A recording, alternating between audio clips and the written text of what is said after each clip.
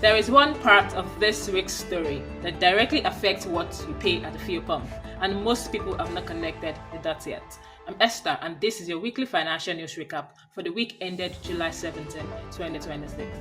Let's start with what happened globally, because this week the world made decisions that rippled straight into Nigerian filling stations. Tensions between Iran, the United States, and Israel escalated sharply this week. Airstrikes intensified, and that raised serious fears of a disruption to the Strait of Hormuz. About 1/5 of the world's oil passes through that narrow channel every single day, and when it feels threatened, oil prices do not wait. On Monday alone, Brent crude, the international benchmark, surged more than 9% to nearly $83 per barrel. By Friday, it had climbed further to $87.76. That is a significant jump in just 5 days.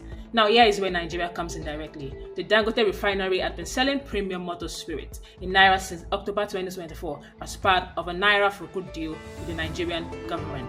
That deal was suspended this week, and the refinery switched back to pricing its products in dollars. With global crude running this high, the knock-on effect moved fast. Depot owners raised their prices to between 1,275 naira and 1,225 per litre, causing fuel prices across filling stations to increase.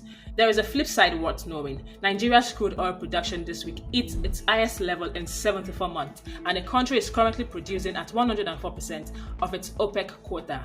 Nigeria is pumping more oil at a time when global prices are high. That is good for government revenue. The bigger question, as always, is whether that money finds its way back to ordinary Nigerians.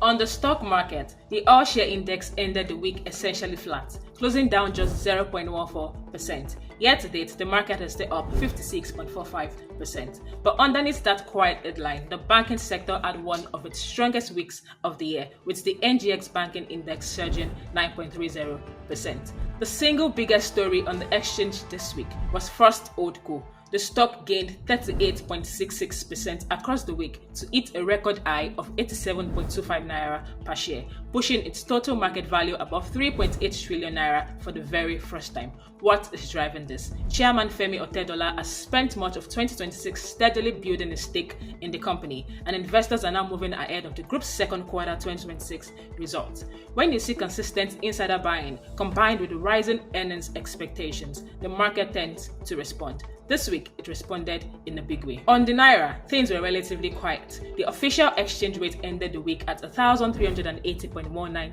to the dollar as the CBN foreign exchange window barely moved from the 1,379.65 it opened the week at. At the parallel market, the rate held flat throughout the week at 1,430 naira to the dollar. That leaves a spread of about 50 naira between the two markets.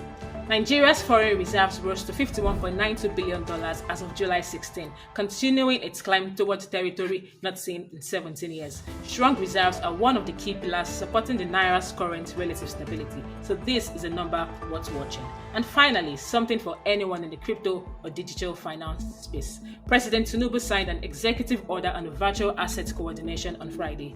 The order creates a virtual asset council chaired by the Central Bank of Nigeria, with the Securities and Exchange Commission and the Nigeria Revenue Service serving as vice chairs. A new virtual asset office will handle the day-to-day work, with its secretariat sitting inside the CBN. The stated goal is to close the gaps that have allowed unregistered and fraudulent operators to prey on Nigerians in the digital asset space. For a country where crypto adoption is among the highest in the world, this is the government signaling that it wants to regulate the space properly rather than simply ban it and look away. That is your recap for the week. My question for you this week: now that Dangote is back on dollar pricing and pump prices are rising again, should the government bring back the naira-for-crude deal, or is market-based pricing the direction we should accept? Drop your answer in the comments. I'm Esther, and I'll see you next Monday.